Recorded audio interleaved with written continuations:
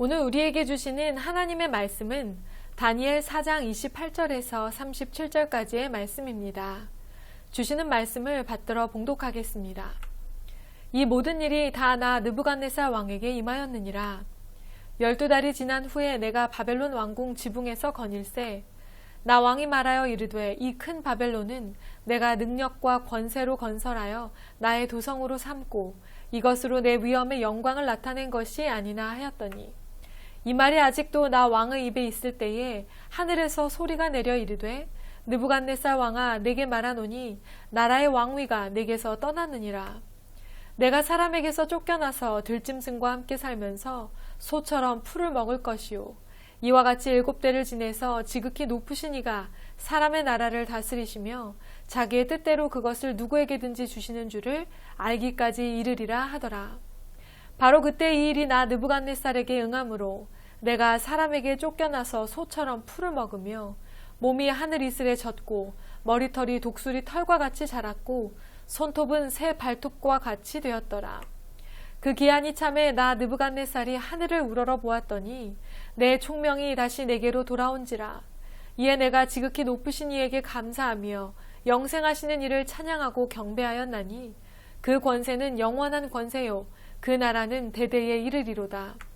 땅의 모든 사람들을 없는 것 같이 여기시며 하늘의 군대에게든지 땅의 사람에게든지 그는 자기 뜻대로 행하시나니 그의 손을 금하든지 혹시 이르기를 네가 무엇을 하느냐고 할 자가 아무도 없도다. 그때 내 총명이 내게로 돌아왔고 또 내 나라의 영광에 대하여도 내 위엄과 광명이 내게로 돌아왔고 또 나의 모사들과 관원들이 내게 찾아오니 내가 내 나라에서 다시 세움을 받고 또 지극한 위세가 내게 더하였느니라. 그러므로 나 느부갓네살은 하늘의 왕을 찬양하며 칭송하며 경배하노니 그의 일이 다 진실하고 그의 행하심이 의로우심으로 교만하게 행하는 자를 그가 능히 낮추심이라. 아멘. 하나님의 주권을 인정하는 삶이라는 제목으로 오늘 주시는 말씀의 은혜를 함께 나누겠습니다. 느부갓네살 왕은 두 번째로 이상한 꿈을 꾸었습니다. 큰 나무가 나오는 꿈이었습니다. 그 꿈은 하나님의 주권 아래에서 느부갓네살 왕이 더욱 강해질 것이나 그 이후에는 하나님의 주권 아래에서 느부갓네살 왕이 왕후의 지위를 빼앗기고 쫓겨나 들짐승처럼 살게 될 것을 알려주는 내용이었습니다. 그렇게 얼마의 시간이 흐른 후 하나님이 세상을 다스리신다는 것을 깨달은 후에야 느부갓네살 왕을 다시 회복시키실 것이라는 심판의 경고를 담고 있는 그런 꿈이었습니다. 꿈의 해석은 참으로 전하기 어려운 내용을 담고 있었습니다. 그러나 담담하게 꿈의 해석을 다니엘은 모두 전합니다. 그리고 마지막에 하나님께서 주시는 마음을 외면하지 않고 느부갓네살 왕에게 진심 어린 조언까지 전합니다. 조언의 내용은 이렇습니다. 공의를 행하고 가난한 자들에게 자비를 베풀어 왕의 죄를 사하라는 것입니다.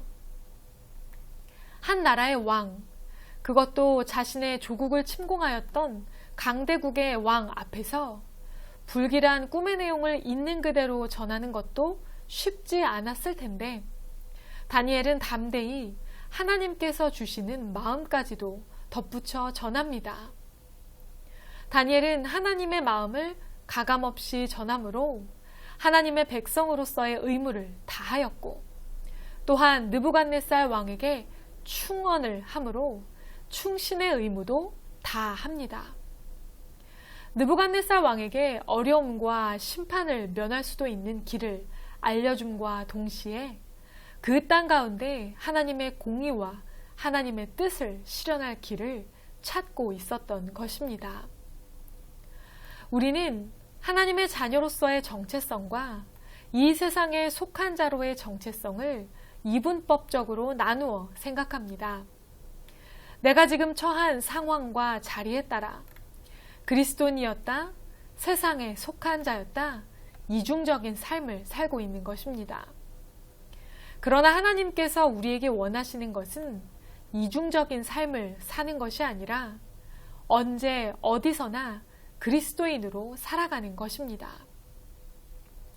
우리가 세상에서 맡은 모든 일들, 나를 부르신 삶의 자리에서 하는 모든 일들이 하나님의 주권 아래에 있음을 우리가 온전히 신뢰할 때 하나님의 진리의 말씀대로 그리스도인으로서 이 세상을 살게 될 것입니다.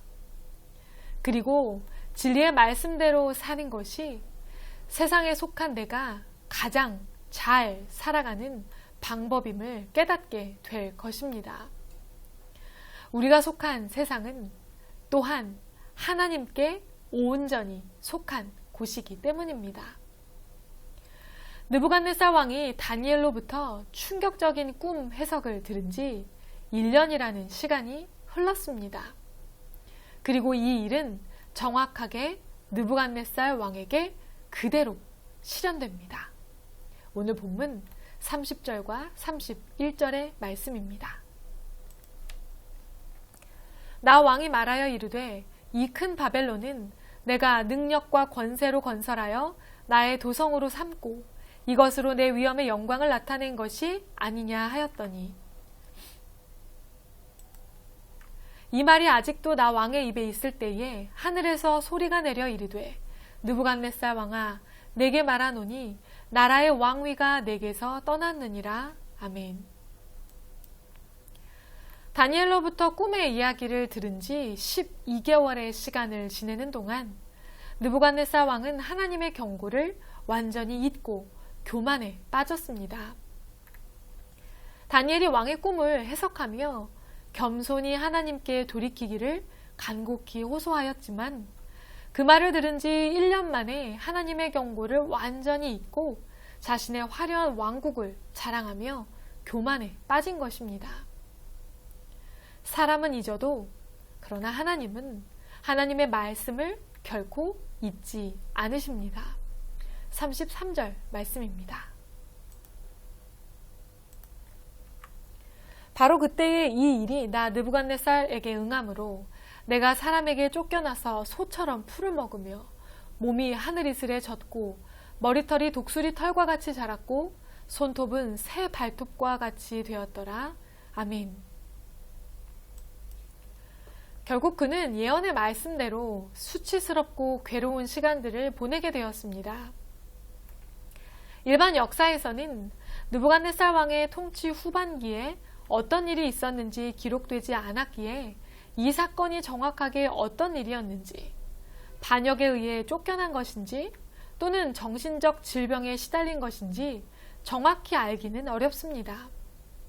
중요한 것은 성경이 전하고 있는 대로 하나님은 교만한 자를 내버려 두지 않으시며 허락하시고 쌓도록 해주신 것들을 한순간에도 빼앗으실 수 있는 분이라는 것입니다. 느부갓네살 왕은 하나님의 예언이 성취되는 것을 몸소 경험하며 더욱 하나님에 대해 인정하지 않을 수 없게 되었습니다.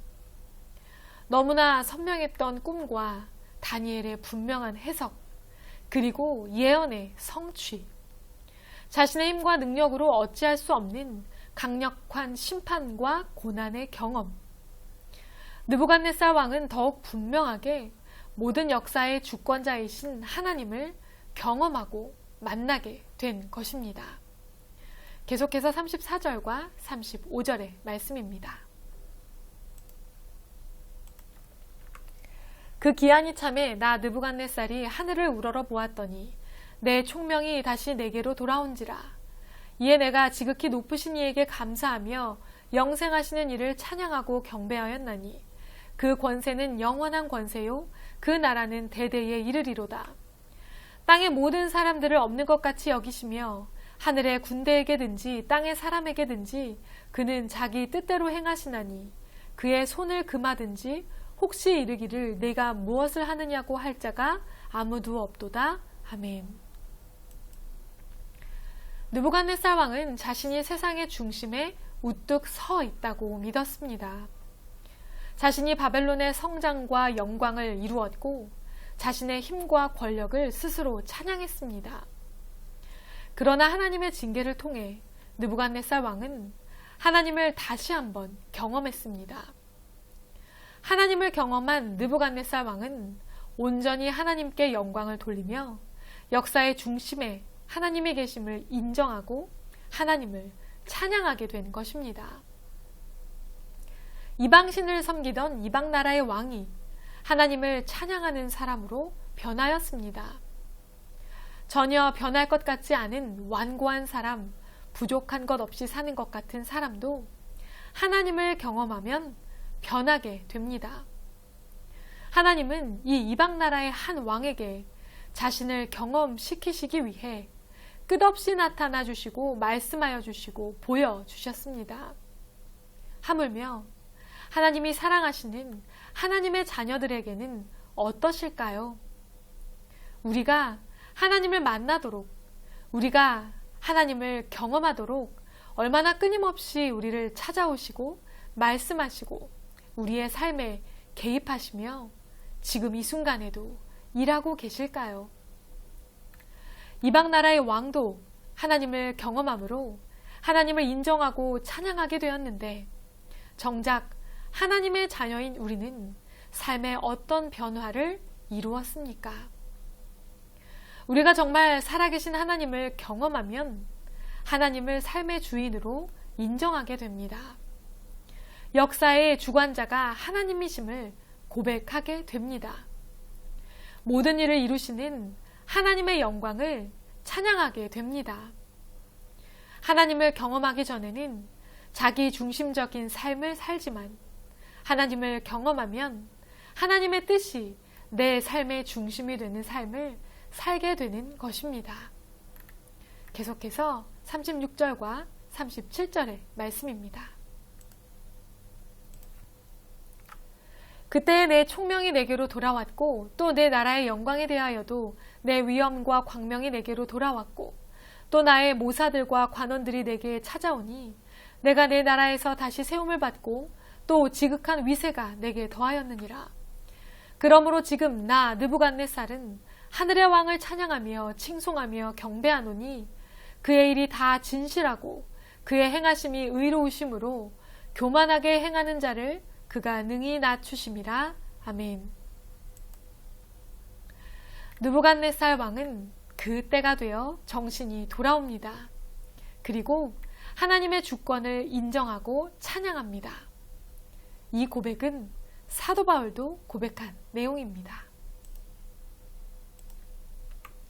이는 만물이 주에게서 나오고 주로 말미암고 주에게로 돌아갑니다.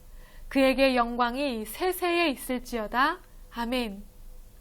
또한 야고보 사도는 하나님과 상관없이 자기 미래를 계획하는 것 자체가 교만이라고 지적합니다.